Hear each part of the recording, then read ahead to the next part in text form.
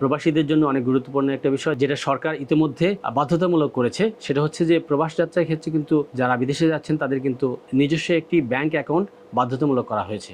সেক্ষেত্রে আপনারা অবশ্যই এটা মেনে চলতে চেষ্টা করবেন। বিদেশে যাওয়ার আগেই আপনি আপনার নিজের নামে একটা ব্যাংক অ্যাকাউন্ট ওপেন করে যাবেন। আমরা কিন্তু বিভিন্ন নাটক সিনেমার মাধ্যমে দেখি যে প্রবাসীদের বিভিন্ন ঘটনা, দুর্ঘটনা আসলে বলবো, সেগুলো ফুটে ওঠে। প্রবাস জীবনে তার সর্বস্ব তার যাকে পাঠিয়েছিল সে হয়তো বা নষ্ট করে ফেলেছে, এমন কিছুটা যেন না হয়। আপনার সুন্দর নিশ্চিত ভবিষ্যতের জন্য আপনার এই কষ্টের টাকার নিশ্চিতকরণের জন্য অবশ্যই আপনার ব্যক্তিগত যে বাংলাদেশের একটা ব্যাংক অ্যাকাউন্ট থাকবে সেটা খুবই গুরুত্বপূর্ণ। যেই অ্যাকাউন্টটিতে আপনি আপনার টাকাগুলা বৈধভাবে রেমিটেন্স হিসেবে বাংলাদেশে পাঠাতে পারবেন এবং এটা আপনার সারা জীবনের সঞ্চিত নিরাপদ সঞ্চয় হিসাবে গণ্য হবে। আরও একটি গুরুত্বপূর্ণ বিষয়, যারা আপনারা প্রবাসে আছেন, দীর্ঘ প্রবাস জীবন পরে আপনারা দেশে ছুটিতে আসেন, অনেক ক্ষেত্রে 6 মাস 1 বছর পরে আপনারা ছুটি, কোম্পানি কর্তৃক ছুটি পান এবং বাংলাদেশে আসেন। সেক্ষেত্রে আপনাদের ছুটির মেয়াদটা 1 মাস থেকে 3 মাস পর্যন্ত হয়ে থাকে, ক্ষেত্রে বিশেষে আরও বেশি হতে পারে।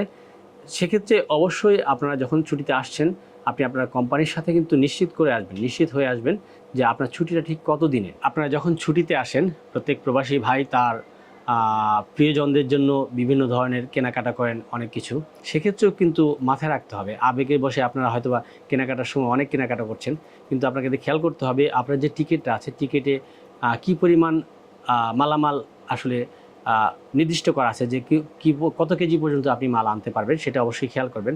নয়তো এই ধরনের তিক্ত অভিজ্ঞতা আছে, অনেক বেদনাদায়ক অভিজ্ঞতা আছে অনেকের, যারা দেশের ছুটিতে আসার সময় প্রিয়জনদের জন্য কেনা জিনিসপত্র যখন নিয়ে আসছেন, এয়ারপোর্টে আপনার টিকিটের নির্ধারিত ওজনের চেয়ে বেশি হলে সেটা সেখানে রেখে আসতে হয়।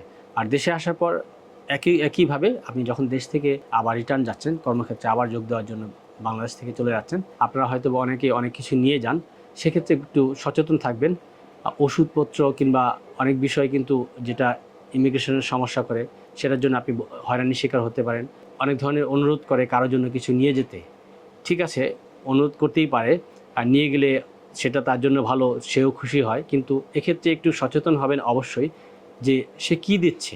অবশ্যই আপনি যাচাই বাছাই করে কারো বা জিনিসপত্র নিয়ে যাবেন, যাতে করে আপনি কোনো ধরনের অবৈধ বা হয়রানিমূলক কোনো বিষয় যেন আপনার সাথে না হয়, এটা অবশ্যই সচেতন থাকবেন। যখন আপনি প্রথম বিদেশে যাচ্ছেন জবের ক্ষেত্রে, তখনও একই ঘটনা যেন আপনার সাথে না ঘটে। বাংলাদেশ থেকে বিদেশে যাওয়ার ক্ষেত্রে অবশ্যই সচেতন থাকবেন।